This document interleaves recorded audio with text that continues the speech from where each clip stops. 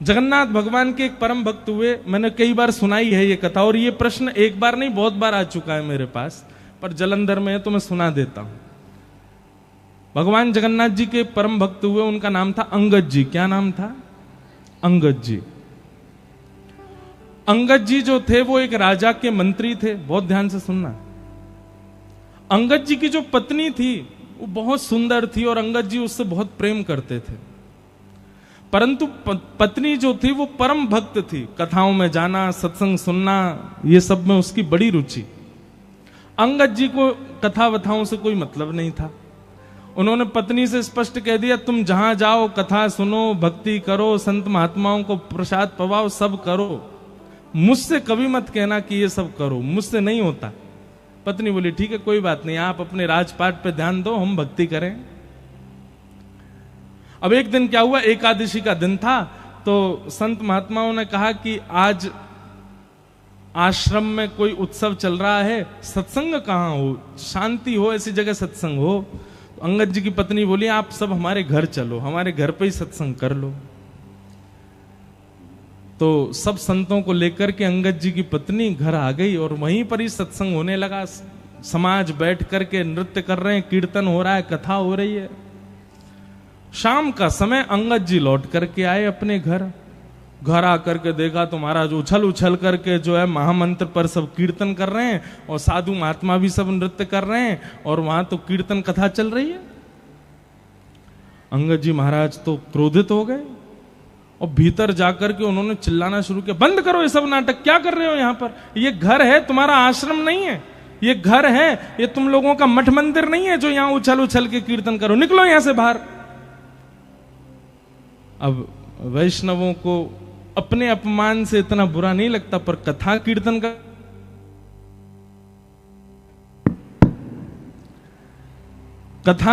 का कोई अपमान करे, ये वैष्णवों से सहन नहीं होता।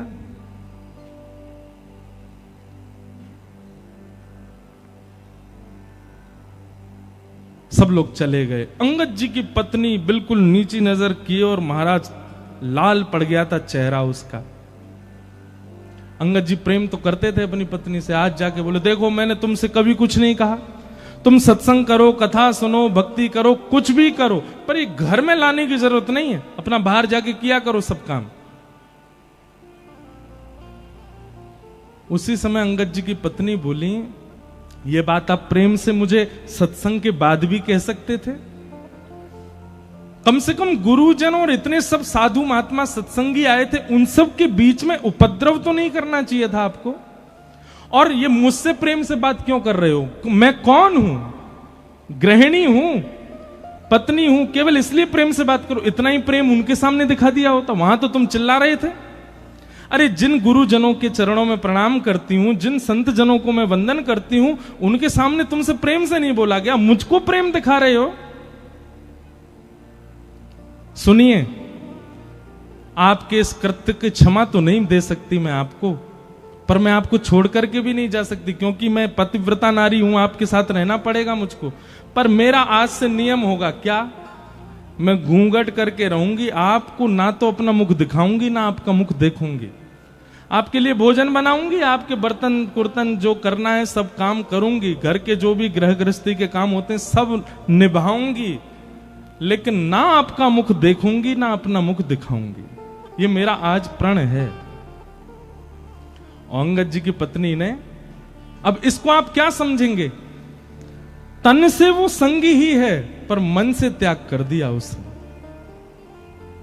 अब अंगद जी की पत्नी पूरे दिन घूंघट में रहती है। एक दिन, 2 दिन, 4 दिन, 5 दिन बीत गए। अंगद जी बोले, अब मान जाओ। पत्नी नहीं मानी, बोले, मृत्यु को प्राप्त हो जाऊंगी घूंघट में, लेकिन आपको मुख नहीं दिखाऊंगी ना आपका देखूंगी। 1 महीना बीत गया। अंगद जी अब उदास रहने लगे, घर जाने का मन ही नहीं होता। क्यों? पत्नी बात ही नहीं करती है। तो एक दिन अंगद जी अपने घोड़ा पे बैठ के कहीं जा रहे थे, तभी देखा कि महाराज वैसा ही सत्संग कहीं चल रहा था। लोग उछल उछल करके कीर्तन कर रहे थे और व्यास मंच पे बैठ के एक कथाकार बढ़िया कीर्तन गा रहे थे। अंगद जी बोले, जाके सुनूं तो सही, इस कथा में ऐसा है क्या जो मेरी पत्नी ने मेरा त्याग कर दिया कथा की वजह से? कथा में पहुंचे, कीर्तन विश्राम होते ही सब बैठ गए, कथा होने लगी। अंगद जी दूर बैठे हैं और दूर बैठे बैठे सुनते सुनते 1 महीना से जितना क्षोभ उनके चित्त में था ना, चंद मिनट की कथा में वो सारा क्षोभ दूर हो गया और उनको इतनी सुख की अनुभूति होने लगी, इतना अच्छा लगने लगा कथा में कि अब तो वो दूसरे दिन समय से पहले आकर के बैठ गए और आकर के पूरी कथा सुनने लगे, पीछे बैठ करके पूरी कथा सुनते। तीसरे दिन अंगद जी जैसे ही आए, आकर के देखा तो आज तो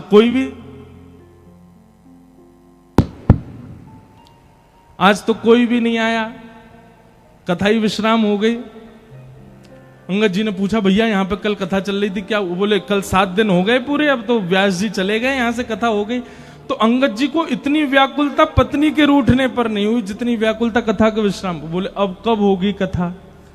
बोले, कथा तो भैया अब अगले वर्ष होगी, परंतु वो व्यास जी थोड़ी दूर एक गांव है, वहां पर आज से कथा उन्होंने प्रारंभ कर दी है, आपको सुननी हो तो वहां चले जाओ।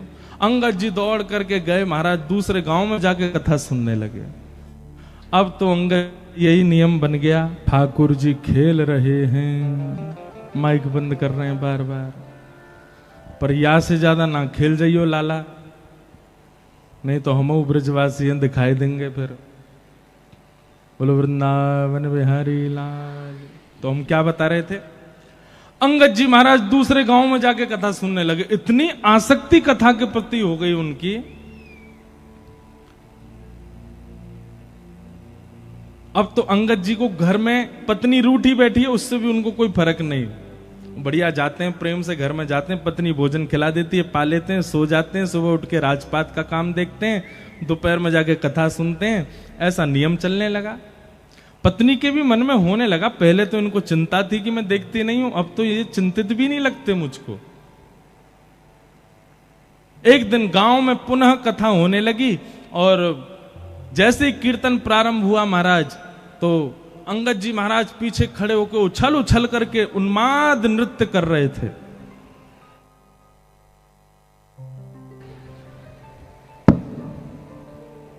एक बात हम आपसे कहें, कीर्तन में कभी भी सोच समझ करके नृत्य मत करना। 4 आदमी उठा रहे हैं तब आप नृत्य करो, इससे बढ़िया मत करो। नृत्य कब करो? जब आप स्वयं को रोक नहीं पाओ, तब ही नृत्य करना।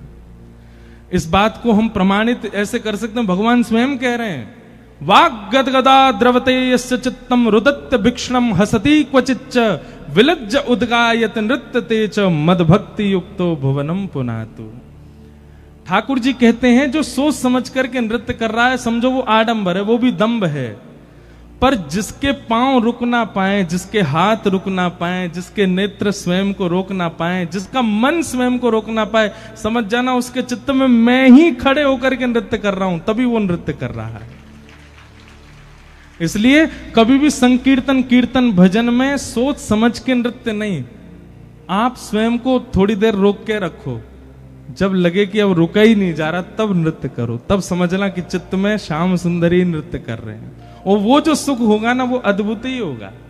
तो ऐसा उन्माद नृत्य कर रहे थे कि महाराज सारी श्रोताओं की दृष्टि चली गई। उसी सत्संग में सबसे आगे बैठी थी अंगद जी की पत्नी, उसको भी नहीं पता था कि पीछे वो हैं, और ना अंगद जी को पता था पत्नी बैठी। तो सब लोग देखने लगे, व्यास जी भी उन्हीं को देखने लगे। तो पत्नी ने कहा कि कौन नृत्य कर रहा है देखूं, तो पीछे देखा तो अंगद जी नाच रहे थे। पत्नी बोली, ये मेरे पतिदेव ही हैं? बार बार अपनी आंख मीड़ करके देखे, बोले हाँ लग तो वही रहे। अब उसने अपना मुख छुपाया और कथा में वो पूरी दृष्टि उन पर ही रखी। तो देखिए महाराज, जैसे ही कथा हो, भाव आवेश में आकर के रुदन करने लग जाएं, कभी हृदय पर हाथ रखें। पत्नी को लगा कहीं ऐसा तो नहीं मुझको रिझाने के लिए ऐसा कर रहे हैं। उसने कुछ दिन जांच पड़ताल की, किसी से बात की कि भैया ये वैष्णव तो बड़े आनंद, अरे महाराज इनकी तो पूछो मत, ये हर गांव में कथा सुनने जाते हैं और पिछले 1 वर्ष से कथा सुन रहे हैं। इनका तो भाव ही अलग है, इनका तो भाव ही विलक्षण है। पत्नी समझ गई, बोले कि अब अंगद जी पुराने वाले नहीं हैं। आज घर पर जैसे ही गए, तो पत्नी उघारे मुख से खड़ी थी, घूंघट उठा के। अंगद जी जैसे ही घर पहुंचे तो देवी मैं आ गया हूं, घूंघट कर लो।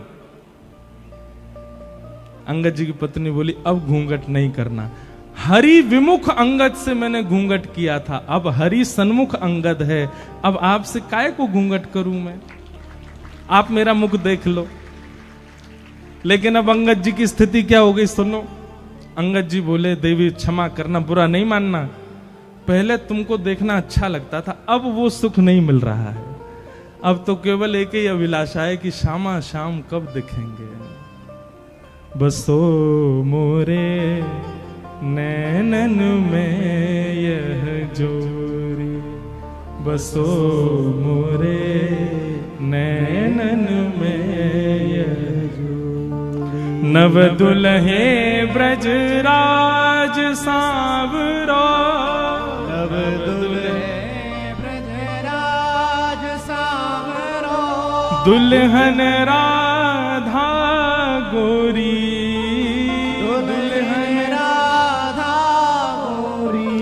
बसो मोरे नैनन में यह जोरी, बसो मोरे नैनन में यह जोरी। अष्ट साहब के सखा श्री गोविंद दास जी की एक लीला आती है कि गोविंद दास, बहुत ध्यानपूर्वक सुनिएगा नहीं तो आपके मन में प्रश्न उठ सकते हैं। गोविंद दास जी एक दिन शौच के लिए गए, सोचो उनकी भक्ति स्थिति कितनी ऊंची है। गोविंद दास जी एक दिन सुबह सुबह शौच करने के लिए गए जंगल में, और शौच करने के लिए जब गए तो ठाकुर जी के मन में आ गया कि मुझे इसके संग खेलना है, और शौच करते हुए गोविंद दास जी बैठे हैं, शौच निवृत्त हो रहे हैं, और सोई ठाकुर जी वन में पहुंच गए और पीछे थे फलन ने तोड़ तोड़ के गोविंद दास पे मार रहे हैं। अब गोविंद दास देखे कौन आया, और पीछे देखे त्रिमंगलली ठाकुर जी खड़े हैं। अब आप विचार कर सकते हो, हम इतने शुद्ध, इतने पवित्र, इतनी मर्यादाओं का पालन करते हैं, तब भी ठाकुर जी के सामने अपने घर की सेवा में जाते हैं, और यहाँ गोविंद दास के साथ में ठाकुर जी ये भी विचार नहीं करते कि वो शौच के लिए जा रहा है। और ये केवल गोविंद दास के साथ हुई घटना नहीं है, इसी कलिकाल में, इन्हीं 50 वर्ष के अंतराल में हमारे गोरखपुर में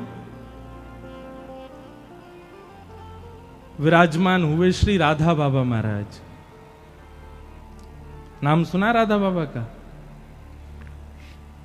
राधा बाबा महाराज की ऐसी अद्भुतता, वे अपने संपूर्ण जीवन काल में कभी वृंदावन नहीं आए, पर उन्होंने वृंदावन के लिए एक ग्रंथ लिखा, एक छोटी सी पुस्तक लिखी, उसका नाम है केली कुंज। और केली कुंज में बाबा ने एक एक बात लिख दी, केसी घाट से बिहारी जी कितने दूर हैं, बिहारी जी से राधा वल्लभ जी की दूरी कितनी है, बीच में कैसे कैसे चौराहे आते हैं, कहां पर कैसे, कहां पर भगवान की गौचारण लीला हुई है, कहां पर अक्रूर घाट है, अटल वन कहां पर है, ये सब केली कुंज में महाराज जी ने लिखा है।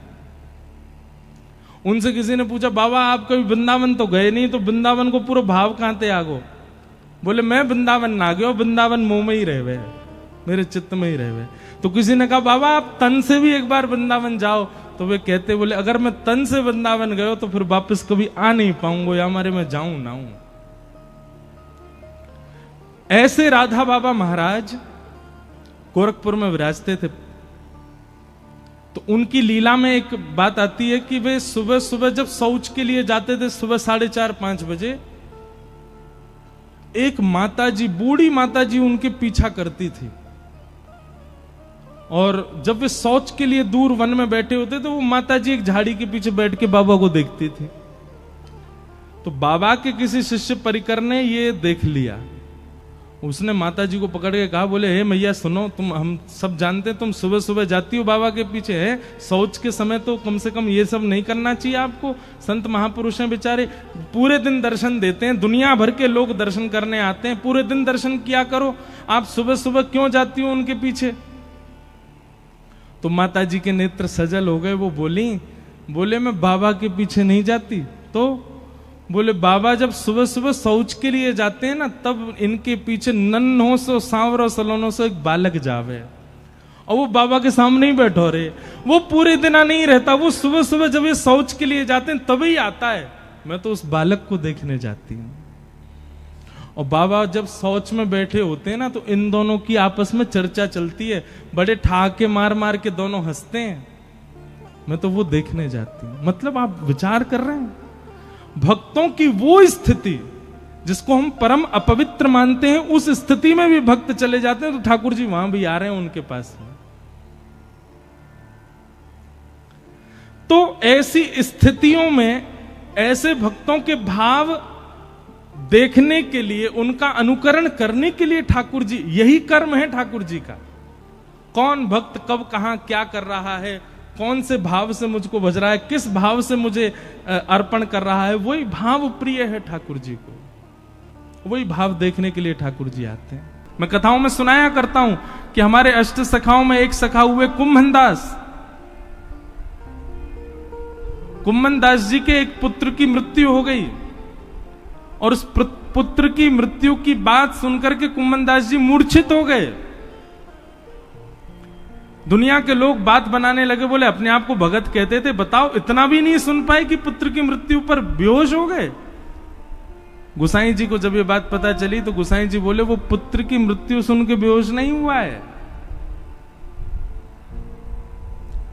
बोले तो फिर कैसे बेहोश हुए? तो जाके उनसे कहा, बोले कि मुझे पता है तुम बेहोश पुत्र की मृत्यु की भाव से नहीं हुए, तुम इसलिए बेहोश हो गए हो कि भाई अब सूतक लग गए, मंदिर कैसे जाऊंगा मैं। चिंता मत करो, हम मंदिर की एक खिड़की खोल देंगे और वहां से तुमको सूतक में भी दर्शन हो जाया करेगा ठाकुर जी का। ये बात सुनते ही उनकी मूर्छा टूट गई। वो तो उठ के खड़े हो गए और कहने लगे, हाँ हाँ सब क्रियाकलाप करो, पुत्र का जो करना है। उनको पुत्र विरह था ही नहीं, उनको विरह इस बात का था कि ठाकुर जी से दूरी हो जाएगी।